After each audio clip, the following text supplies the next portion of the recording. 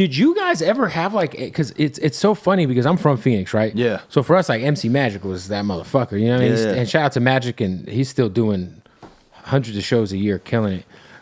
But you guys were existing in the space at the same time, but it was very different. Like y'all were doing different shit. You know what I mean? Yeah. Did you guys ever have any sort of like rivalry or anything during those times? No, in those times, no. Actually, I looked out for Magic. I did records with him. You know, I mean, he's like the nicest dude too. I even put together some shows, plays for him.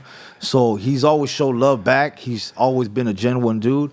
So there was never no rivalry back then. I feel like now there's a little division now. As time went by, you know, obviously they're trying to keep a certain image, and supposedly I might not be that image. Like maybe I'm too gangster. I don't know. But Magic's always showed love. For sure. It's just maybe people behind it. You know what I'm saying? When because you guys were doing your thing, and then Upstairs Records starts cracking, right? Yeah. They got Little Rob at Summer Nights, and so back then, I had a record Take a Chance on Me. What was your name? Joe Lopez? Joe Lopez or Mark. So Joe. There's three. There's three Joes or something, right? Yeah, I know there was a lady named Joe Lopez. John Lopez, Joe Lopez. Yeah. So I remember Rob was off his old deal, whatever happened, and he kind of like quit rapping. He had some projects. He came out. It was kind of just fading away kind of thing. I went to radio with Take a Chance on Me. I came with a couple other records, and then I kind of like, they're like, what? Like Upstairs was like, this guy looks like, because they weren't even, nobody wanted to deal with Rob or me because of the image. And they go, oh shit. And then they signed Rob, and then I was in the studio with Fingers. They got him in the studio with Fingers, and they're a record label that's actually kind of legit.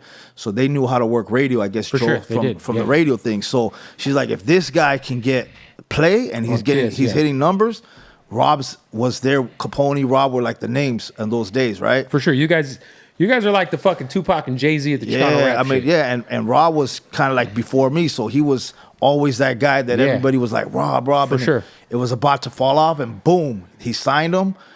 And then next you know, they worked radio. They went straight to the campaigns. They hit it hard. And I was like, damn, they're, you know, like same guys that I'm working with, Michael Whitehead or whoever was around. They were like, yeah, this guy, new guy that worked. I was like, he's not new. He's been around. Yeah, for sure. But the doors start opening for radio. You know what I'm saying? Yeah, nah, for sure. Because it was like he had Summer Nights. Yeah. There was like the MB Rider shit getting played, and then yeah, it was crazy, especially like on the West Coast. Like, I mean, how important was it like having like a show back in the day like Pocos Pero Locos that was like kind of helping break you guys, even if it was like on the weekend? Like, I mean, I had no problem with it. I was cool with it. Some people disagreed with it. Disagreed with the radio show? Yeah, because some people like saying it was only beneficial for certain artists. And I'll tell you, even me, I wasn't played on it at the beginning, but by so much, you know, success that I was doing by myself, right, I eventually got in the rotation. But definitely was a positive for a lot of artists that are coming up. So technically it helped a lot of people. Some people, I hear people complain, but to me it was opening the doors. Might have been played in Kansas and they might have not known, you know?